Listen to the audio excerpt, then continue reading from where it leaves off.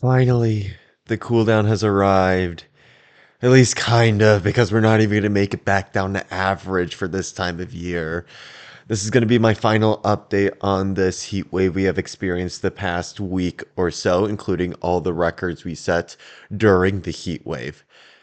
As always, I'll go over the National Weather Service watches and warnings, and there is a lot of white now on the map, signifying no watches or warnings up for the Willamette Valley, Coast Range, Cascades of Oregon, and Southwest Washington, though east of the Cascades, the heat advisory has been upgraded to an excessive heat warning. So, onto the records, and this is the past 5 days recap. All of these are daily record high temperatures, and I'm doing these at the big the three stations that have the longest period of record, at least reliably. The Portland airport had 2 days at 99 before knocking off a 100, 102, and 104 degree day. Salem had 3 straight days at 103 degrees before knocking off a 105 and 106 degree day. And then Eugene was a little bit more varied, but 500 degree days in a row, culminating in yesterday in their monthly record high temperature, at least tying it. So the text version of this, so 5 daily record high temperatures in a row, which is the most on record for Portland, Salem, and Eugene. Portland's record, however, is tied with March 2005 and October of 2022. And the low temperature record, in case anyone was curious, does belong to January to February 1950 in Portland, which is 6 days of consecutive record low temperatures that still stands to this day. In Eugene, there is a stretch of time that had 5 days for low temperature records. I believe that was back in 1909. Salem and Eugene set their all-time record for consecutive 100-plus degree days with 5 days as shown here. Previous record was 4 days for both locations. Portland's record was previously 5, and that record still stands, as only 3 days was the consecutive at Portland. Eugene tied their record high July temperature of 106 degrees Fahrenheit.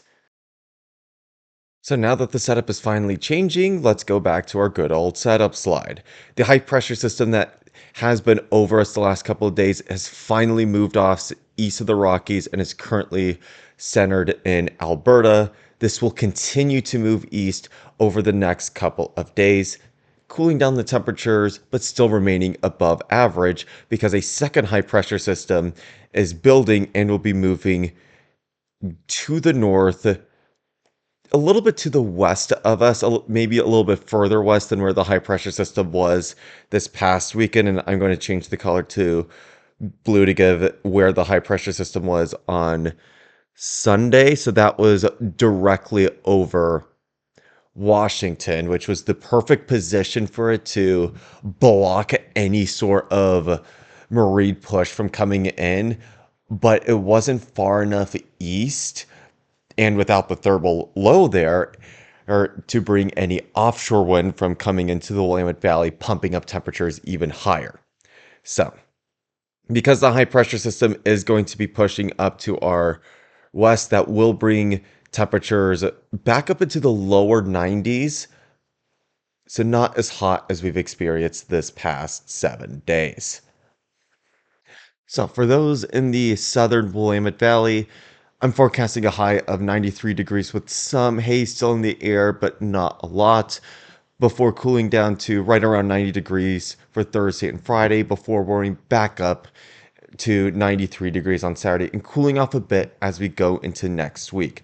I'm not predicting those in the South and Central Valley will get below 90 degrees because you are closer to that building but weaker high pressure system.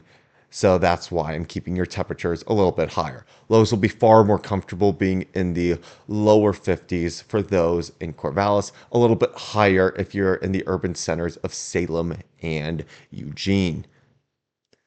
For the Portland area, I am forecasting a high of 92 degrees today before 2 days in the 80s with some higher clouds and going back into the lower 90s on both Saturday and Sunday, and then back into the 80s on Monday and Tuesday with low temperatures being in the upper 50s after tonight. No rain is in sight. And average highs this time of year, just for context, are in the lower 80s. So still at least 6 degrees warmer than our average high temperature, even for our coldest daytime high temperatures. For both my personal record and so y'all can keep me honest, I do like posting my post-event scorecards, so this is going to be this event's version here. So for high temperatures, this may have been my best temperature forecast. Out of the 7 days I put out videos, I had 4 spot-ons for Corvallis and 5 for Portland, and I only had one day where I was outside of the standard 3 degrees margin of error, and that was today in Corvallis, because although the sea breeze did evolve as predicted on Tuesday, the haze didn't lower the high temperatures as much as I predicted for those in the southern Willamette Valley, and as a result, with that and the slightly warmer than expected upper air temperatures, that got the temperatures higher than what I forecast. For low temperatures in comparison, I was consistently too warm, generally by about 3 degrees on average and 5 for Corvallis. Now, the first video I do want to point out did have a different forecast evolution than what happened, but I did change that on my second forecast video to the correct evolution. And then after that, really only minor fluctuations in temperatures resulted. Probably the biggest exception would be yesterday's forecast, where I was more in the lower hundreds, and that got warmed up as we got closer to the peak of the heat wave. So, what do I mean by the high temp accuracy? Looking at Portland, these are the 1 day ahead of time forecasts that I put out in each video, and the actual temperatures are below. So for Portland, I hit it spot on Wednesday, Thursday, and Friday. It was 1 degree too warm on Saturday before going back to spot on Sunday, 1 degree too warm again on Monday, and then Tuesday I was spot on again. For Corvallis, 2 degrees too warm on both Wednesday and Thursday before knocking off 4 spot-ons in a row. And then on Tuesday, I was 4 degrees too cold. So I did want to put this out there because I don't think I've ever made it clear like what I think my best forecast was, and I thought it would just be interesting thing to look at. These aren't necessarily my most accurate forecasts when you write them down on paper, but it's just the ones that I think I did the best job at forecasting given the information that I had. So I would put this at fourth place because while it is the most accurate forecast I've done on paper temperature wise, the intensity of the event was less extreme than before, which bumps that down. And third place is the sleet slash ice storm in the Willamette Valley in December of 2022, mainly because I correctly predicted the sleet in the Portland metro area instead of pure ice for that first 24 hours with the late transition over to ice.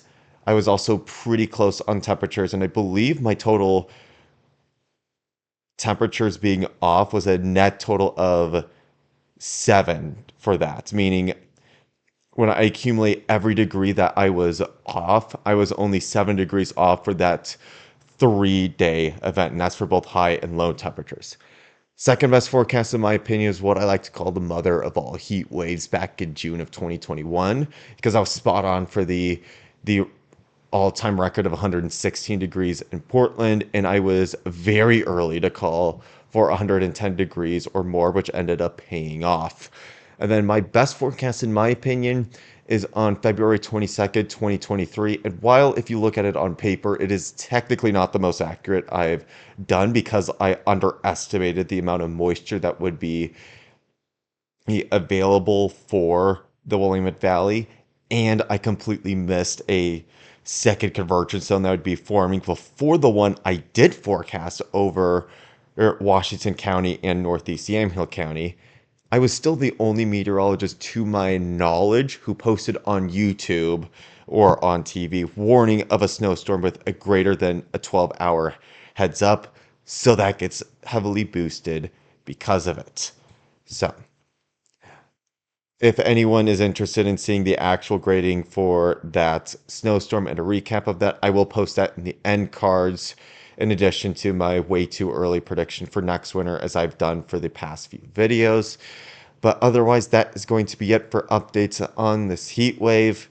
If it's like how the last 3 summers have evolved, this should be the only heat wave that is worthy of making videos. So if all goes well, I hopefully will not be making another big forecast video until my long range forecast for the upcoming winter is released in late October. So, nothing else happens. I will talk to you all no later than them. But until then, stay safe out there and take care.